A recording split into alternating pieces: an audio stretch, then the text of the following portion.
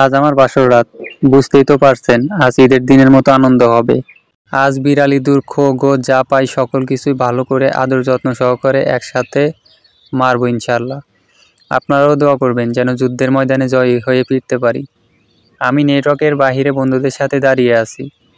রাত 12টার দিকে আমার বন্ধুরা আমাকে কান ধরে নেটওয়ার্কের ভিতরে ফেলে দিল।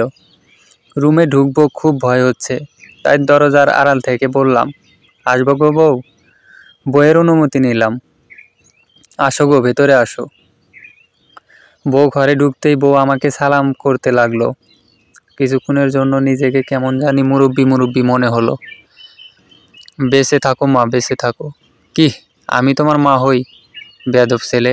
ওহ সরি, মুখ ফসকে বের হয়ে গেছে। বেঁচে থাকো বউ, বেঁচে থাকো। তোমার স্থান কখনো আমার পায়ে নয়, তোমার স্থান আমার বুকের ছোট কবুতরের খোপে ঘরে, তাই বুঝি? বউ। গিয়ে খাটে উঠে বসলো। আমি ল্যাংটিটা টাইট করে নাগিন ড্যান্স করতে লাগলাম। আমার ড্যান্স দেখে বউ বলতে লাগলো, কি হলো, পাগল হয়ে গেছো নাকি? না গো বউ, একটা পাগল হওয়ার নাচ না, এটা খুশির নাচ। এত ডং না করে আহো ভাতিজা, কুলে আহো। সরি, আহো জামাই, খাটে আহো। কি আজব, একটু মজাও করতে পারবো না? এখানে ডং করার কি আছে? আর তাছাড়া নতুন বউ আমায় কেন এসব বলবে?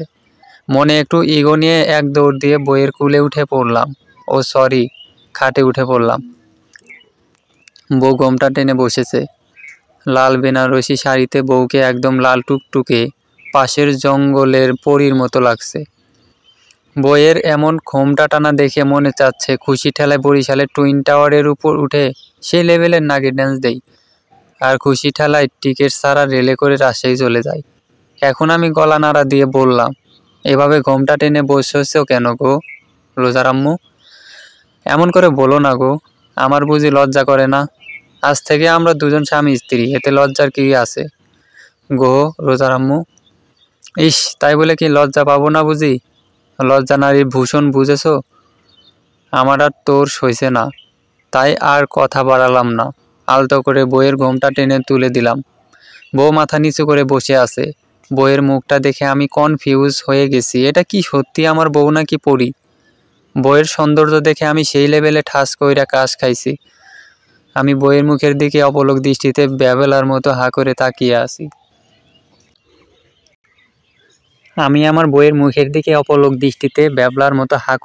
আছি। কোন সময় যে মুখে মশা ঢুকে গেল টেরই পাইনি। মুখের ভেতর মশার আন্দোলনে আমার ধ্যান ভেঙে গেল, মুখ ফসকে বেরিয়ে গেল। মাশাল্লাহ, কি সুন্দর কিউট একটা পরীর মতো বউ। এমনভাবে বলো গো, আমার খুব লজ্জা পায়। এত সুন্দর কেন গো তুমি?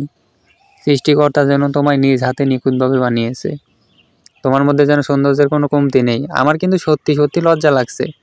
ঠিক তখনই দরজায় কে যেন ঠকঠক করে আওয়াজ তুলল। কন্ত কেমনটা লাগে? এমন সময় কে আমার রোমান্টিক মোডে 2:30 বাজালো। আমি ভুকুসকে দাগালাম। আজব তো, কে দরজা টোকায়? আমি বিরক্তি নিয়ে দরজা খুললাম। বাইরে তাকিয়ে দেখি, আরে এত আমার আগের সংসারের বউ দাঁড়িয়ে আছে। আপনারা নিশ্চয়ই বুঝতে পারেন নাই, আর বুঝবেনই বা কী করে, আমি তো বলিই নাই। উনি হচ্ছেন আমার দাদি ভাই। তাই দাদি ভাইকে বললাম, কি হয়েছে গো, আগের সংসারের বউ দরজা টুকাই দেছো কেন? নতুন বউয়ের সাথে কি বাসরটাও ঠিক মতো করতে দিবা না? কি করছিস? হাডুডু খেলছি। তুমিও খেলবা? তুমি চাইলে তুমিও আমাদের সাথে আসতে পারো। কন্ত কেমনটা লাগে এখানে? আমি বাসর করার পরিকল্পনা করছি, এখন এসে উনি জিজ্ঞেস করছে কি করি। এমন কথা কি মানা যায়? রাগ করিস কেন? আজ আমার বাসর রাত, তুমি এসে জিজ্ঞেস করছো কি করি, রাগ হবে না? ধুর গাদা, বাসর করার মতন বাসর করলে 10 মিনিটেই যথেষ্ট। আমি আর তোর দাদা 5 মিনিটেই পুরো কাজ সেরে নিয়েছিলাম। বাসর করলে সারা রাত বুঝি করতে হয়? দাদির এমন কথা শুনে মেজাজ গেল খারাপ হয়ে। বুড়ি এত রাতে এসেছে এসব বলতে? ওদের সময় তো 3 দিন 3 রাত ঘরের দরজায় খুলেই নাই মনে মনে। তারপর আমি বললাম, উল্টাপাল্টা কথা বলবে না, তুমি যাও তো। আমার কিউটি বউ আমার জন্য অপেক্ষা করছে। আমি এখন করব মানে বাসর করব। ইস, নতুন বউ পেয়ে যেন সহ্যই হচ্ছে না। আগে তো আমার পিছনে ঘুরঘুর করতি, এখন নতুন বউ পেয়ে আমাকে ভুলেই গেলি? ওইমানি গলায়। আগে বউ ছিল না বলে তোমার পিছু করতাম, এখন তোমার থেকে বেশি সুন্দরী পেয়ে গেছি আমি। তারপর আমি খট করে দরজা বন্ধ করে দিলাম। এগুলোর কোনো মানেই হয়? এসব তো করার কথা বন্ধুরা, আর তা করছে দাদি। আমি মুচকে এসে আবার খাটে চলে আসলাম। বউ বলল, দাদি কি বলল? কিছু না, বাদ দাও তো। চলো খরগোশ মারা শুরু করি। কি না মানে, বাসর রাতে মানুষ কি করে আমি কি জানি নাকি? তুমি বলো।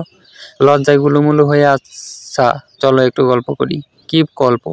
এক দেশে ছিল এক ব্যক্তি, তার ছোট ছেলের নাম হলো আবিব। সে জন্মগত পেশাগতভাবে সিঙ্গেল ছিল। একদিন হুট করে তার বিয়ে হয়ে যায়। তারপর তার বাসরাতে তার আগের সংসারের বউ। আর বলতে পারলাম না। আবার দরজায় আওয়াজ ঠক করলো। আবার দরজায় টোকা পড়লো কে? কেমনটা লাগে? বউয়ের দিকে তাকিয়ে দেখি সে মুচকি মুচকি হাসছে। বউ কুকিলের কণ্ঠে বলল, যাও দেখে আসো আবার কে এসেছে। আমার এত বিরক্তি ভালো লাগে না। ইস, এত বিরক্ত হইও না তো।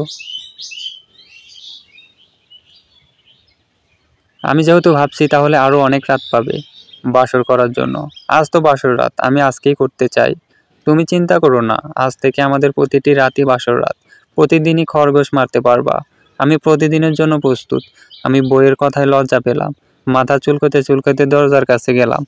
দরজা খুলতেই দেখলাম আমার সতীন দাঁড়ানো, মানে আমার দাদা ভাই। এখন আমি বললাম, এটা কোন ধরনের মশকরা করতেছো তোমরা? তোমার আবার কি হলো? এত রাতে কি চাও এখানে? তোমার উনি তো এখান থেকে চলে গেছে। আমি এখন বাসর করব, তুমি রুমে গিয়ে বাসর করো, এখন ডিস্টার্ব করো না, যাও। তোর দাদি এখান থেকে চলে গেছে এটা আমি জানি, তাহলে কেন এসেছো? তোকে দেখতে আসলাম। দেখো, উল্টাপাল্টা বকবা না। আমাকে তো সবসময়ই দেখো, এখন আবার রাতে দেখার কি আছে? রাতে কি আমি রূপ বদলাই নাকি যে রাতে আবার দেখতে হবে? আসলে একটা কাজে এসেছিলাম। বলো কি কাজ? কাজ সেরে তাড়াতাড়ি কেটে পড়ো। আমার আবার খরগোশ মারার মিশন সাকসেস করতে হবে। একটু হেড অফিসে যাব, মানে টয়লেটে যাব, হাঁকতে, জহুরত সারতে। তুই একটু আমার সাথে চল। আমি অবাক হয়ে গেলাম। আমার আজ বাসর রাত, আর আমাকে বলছে তার সাথে হাঁকতে যেতে। এটা কোন লেভেলের ঠাট্টা? কি কও এগুলা? আমি তোমার সাথে করতে যাব কেন? আমার তো হাগু পাইনি। তোকে কে বলেছে হাগ করতে? হাগ তো করবো আমি। ও আচ্ছা, তাই বলো। এখন সবাই ঘুমিয়ে পড়েছে, প্লিজ একটু আমার সাথে চলো না। আমি পারবো না। আর এতে আমার যাওয়ার কি আছে? দাদিকে নিয়ে যাও। তোর দাদি ঘুমাচ্ছে, তাহলে একা যাও। আমার ভয় করে। তুই বাইরে দাঁড়িয়ে থাকবি। দাদার কথা শুনে আমি আশ্চর্য হলাম। বইয়ের দিকে তাকিয়ে দেখলাম আমার দিকে নিরীহ দৃষ্টিতে তাকিয়ে আছে। তাই ভ্যাবলা মার্কে একটা হাসি দিয়ে ঘর থেকে বের হলাম। দাদা হেড অফিসের দিকে যাচ্ছে, আর বদনাটা আমার হাতে।